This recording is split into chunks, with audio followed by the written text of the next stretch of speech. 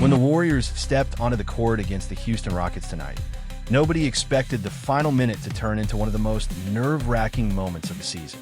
It wasn't the score, it wasn't the pressure, and it wasn't the clock. No, it was Steph Curry. The entire arena fell silent the second he went down, and that silence carried through Chase Center like a shockwave. Everything was moving fast. Houston was pushing in transition. Golden State was scrambling back on defense. And in the middle of all that chaos, Amen Thompson came barreling into the lane. He didn't do anything dirty, but the collision with Steph's knee was hard enough to stop everything. Steph immediately winced, grabbed that right leg, and for the first time all night, his energy vanished. You could see the pain ripple across his face before he even tried to get up. Fans gasped. Teammates froze. The broadcasters went silent. Then came the moment nobody wanted to see. Steph Curry limping slowly, painfully toward the locker room. Not jogging, not power walking, not even keeping a straight face. Limping. And the way he was moving, you could tell it hurt. He couldn't even sit down properly on the bench before trainers started working on him. His whole posture changed, like the pain was too sharp to even bend his knee normally. And the building felt it. A whole season's worth of pressure suddenly hung in the air like fog. This wasn't just any player going down. This was the heartbeat of the Warriors. The one player they cannot afford to lose. Not for a week, not for a game, not even for a few minutes when the score's tight. The replay didn't make things easier. You could see Amen Thompson's momentum crash directly into Steph's knee area, forcing it to bend in a way no athlete wants to experience. Again, it wasn't dirty. It was just one of those unlucky basketball plays that hits harder because of who it happened to. As Steph disappeared down the tunnel, you could feel the tension in the crowd. People were standing, hands on their heads, phones out, trying to get updates before the broadcasters could even speak. Social media exploded immediately. Clips started circulating. Fans began praying in the comments, and analysts were already preparing their "if Steph misses time" segments. And then came the first update. He was diagnosed with a right quad contusion. A contusion sounds simple, even harmless, until you remember how much power, control, and stability a player like Steph Curry needs in his legs.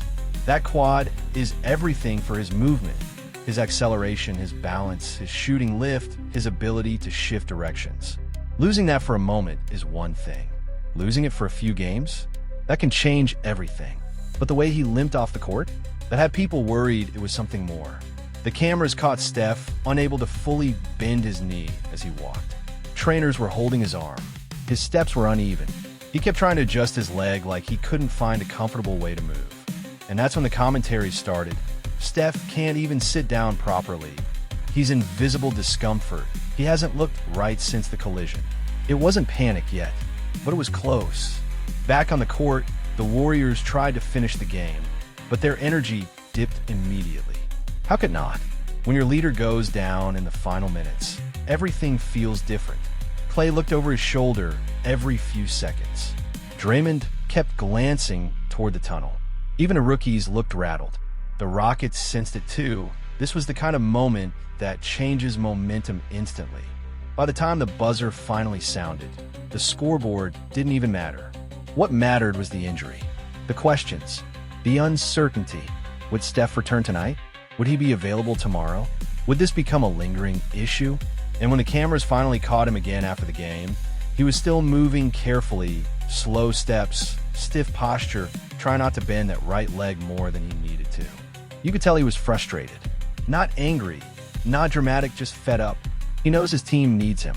He knows how fragile the season is. And he knows how quickly one wrong step can change everything. Amen Thompson didn't mean to cause harm, but the impact shook the entire building. Fans online were already in meltdown mode, posting clips with captions like, "Amen Thompson hurt Steph Curry's knee so bad he can't even sit down," followed by crying emojis and prayer hands. You could feel the collective heartbeat of Dub Nation skip a beat. After the final whistle, the Warriors medical staff officially confirmed it. A right quad contusion. Not catastrophic, but definitely painful.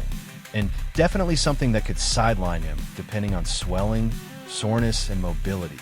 Contusions can tighten up overnight. They can stiffen after a flight.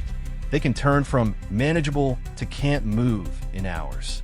Steph said he would undergo treatment immediately, but one thing was clear. This wasn't something he could just shake off in 5 minutes.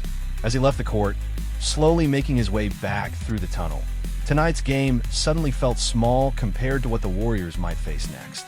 The Rockets matchup was supposed to be just another regular season night. Instead, it became a spotlight on Steph's durability, on the Warriors' depth, and on how fragile every moment of this season really is. Because when Steph Curry limps to the locker room, the entire NBA stops and holds its breath. And that's exactly what happened tonight.